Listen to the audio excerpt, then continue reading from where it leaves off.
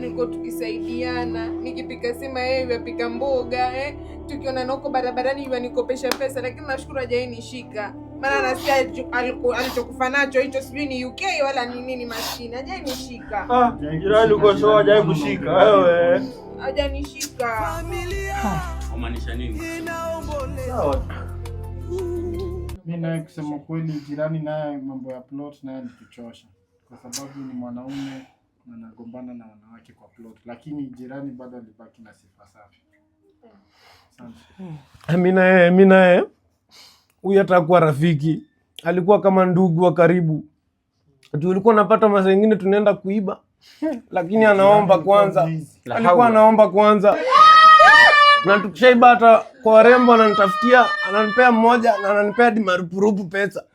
Unaona amelala ni kama ataamuka. Mimi hata ndio inaniuma sana. God have mercy upon us. Lakini yote 9.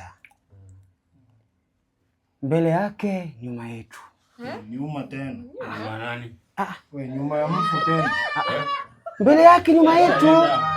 Unaona shake. Kwani ashasikia nyuma ashaanza. Ndugu zangu, yani ndio tuondoka, hatujamaliza ujue. Hatujamaliza. Marehemu anatakana aondolewe huyu. Ona miguu.